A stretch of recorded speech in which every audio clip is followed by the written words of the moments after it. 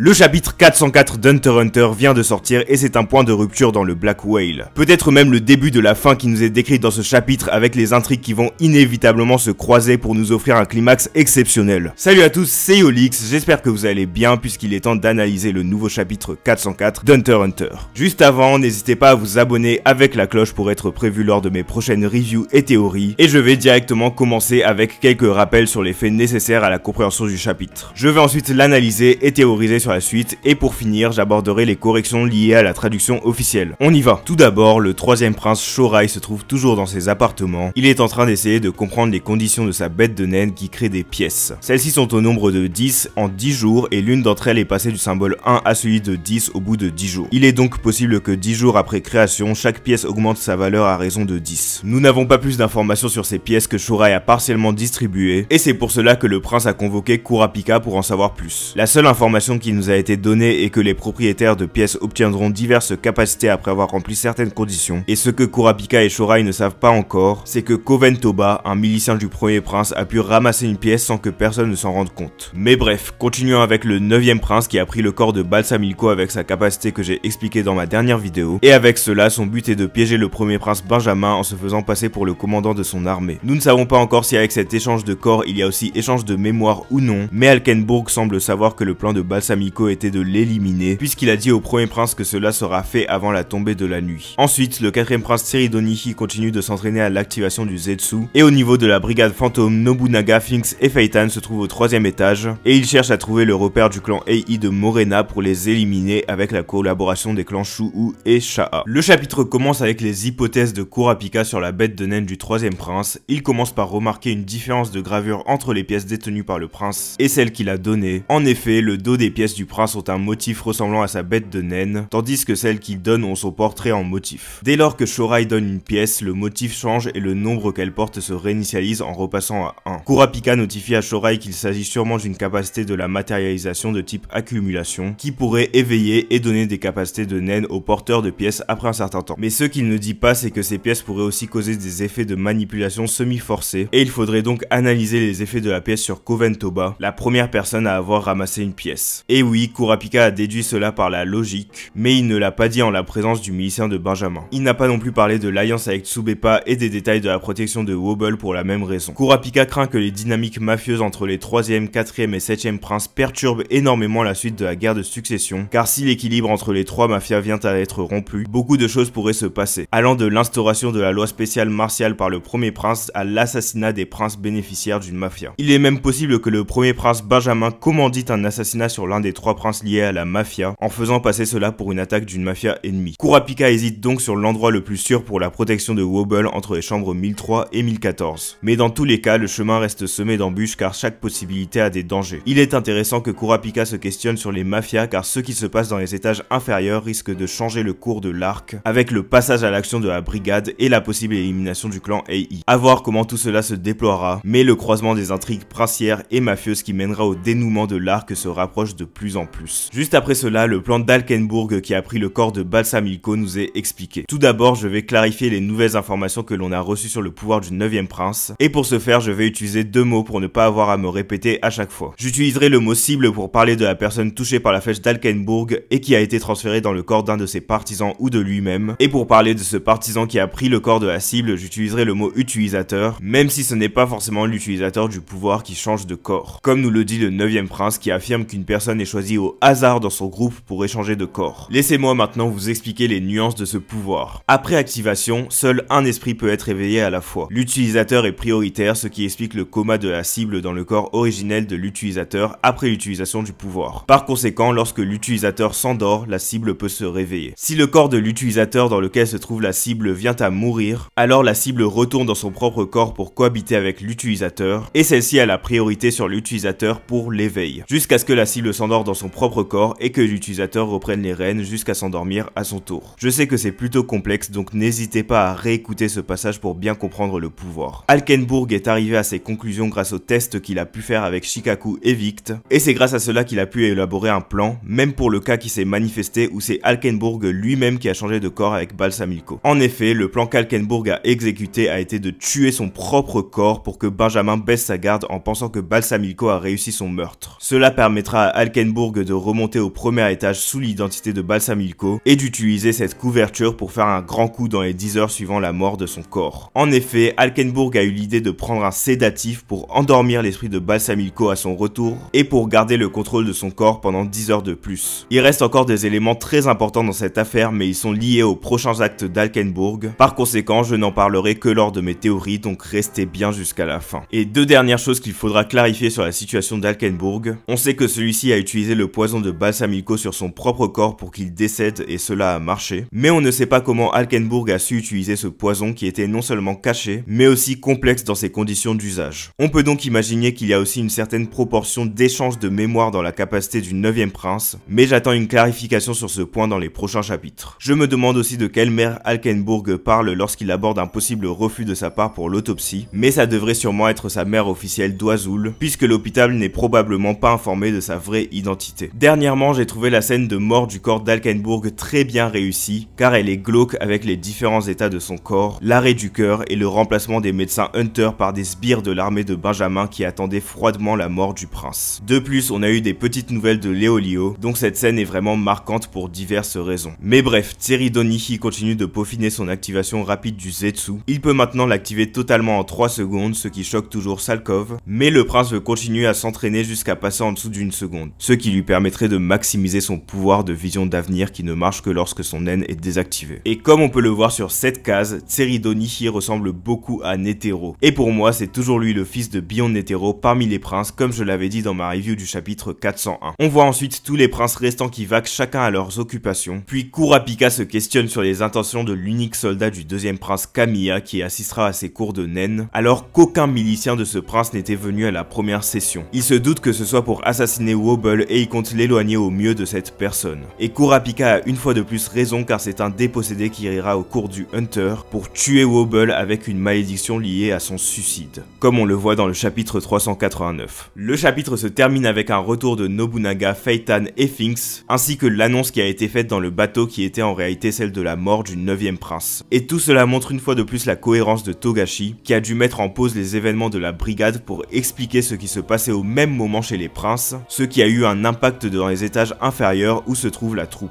La timeline et l'ordre des événements est parfaitement maîtrisé par le roi Togashi. Mais pour revenir sur les 3 membres de la brigade, il tergiverse à propos du clan Ei qu'il compte éliminer, et Nobunaga semble avoir besoin d'une information qui va possiblement changer la façon dont ils élimineront ce clan. J'en parlerai aussi dans mes théories que je commence maintenant. Tout d'abord, le plan d'Alkenburg était finalement beaucoup plus élaboré que je ne le pensais et il a encore 10 heures pour nous choquer. Ses dernières volontés semblent être prévues pour un grand retournement de situation. En effet, Alkenburg a demandé à ce que sa mort soit annoncée publiquement avec des adieux de ses partisans qui suivront son cercueil transporté par ses miliciens. Par respect, Benjamin a accepté la mise en place sérieuse de tout cela, mais c'est peut-être cette décision empathique qui mènera à sa perte. Car si Alkenburg peut toujours utiliser ses pouvoirs avec le corps de Balsamilko, quoi de mieux qu'un rassemblement de tous ses miliciens et partisans pour faire un très gros coup, dépassant même tout ce qui a été vu jusqu'à maintenant. Et oui, le 9e prince pourrait bien revoir ses miliciens et leur expliquer la situation de son changement de corps, mais il pourrait aussi en préparer un autre d'une ampleur exceptionnelle, avec l'aide de tous ses militants. Mais reste à savoir avec qui il changera de corps et dans quel but. Et comme le changement est fait au hasard, on peut aussi se demander comment Alkenburg va manipuler la situation, dans le cas où ce soit lui ou un autre qui change de corps avec sa cible. Et Alkenburg pourrait peut-être viser un prince, probablement Benjamin, dans le but de bouleverser toute la guerre en continuant les assauts suicidaires. Le rassemblement de personnes au 3e étage pourrait aussi faciliter les meurtres des membres du clan Ei, qui ne se priveront sûrement pas pour gagner des niveaux. Mais bref, je vais maintenant aborder les dires de Nobunaga à la fin du chapitre car ils sont sûrement beaucoup plus importants qu'on ne le pense. En effet, même si dans la version française il ne parle que de s'impliquer totalement dans la guerre avec les Ei si ses soupçons sont vérifiés, dans la version officielle anglaise, Nobunaga dit que selon la réponse à ses interrogations, il est possible qu'ils doivent appeler tous les autres. Mais quelle information pourrait être importante au point de détourner toute la troupe en deuil de la vengeance des meurtres d'Hisoka? Pas beaucoup de choses, n'est-ce pas? Selon moi, seule une chose d'encore plus capitale peut provoquer cela, et l'unique option qui me vient à l'esprit serait une implication du clan Ei dans les assassinats de Sarasa et des autres enfants de Meteor City qui ont causé la création de la troupe. J'ai déjà parlé de cette théorie dans mes reviews précédentes, notamment dans celle du chapitre 397. Et on aura bientôt la réponse puisque les prochains chapitres seront axés sur la troupe, comme on peut le voir avec les manuscrits de Togashi au chapitre 406, qui montrent une porte ressemblant à celle du repère du clan Shaha, ainsi que des chaussures ressemblant à celles de Kulolo. Sur ce, je n'ai rien à ajouter sur la traduction puisque j'ai fait cette vidéo après la sortie officielle, et c'est donc la fin de cette review. N'oubliez pas de liker, partager et commenter votre avis sur le chapitre, ainsi que vous abonner avec la cloche pour être prévenu pour les prochaines reviews et théories. Salut à tous!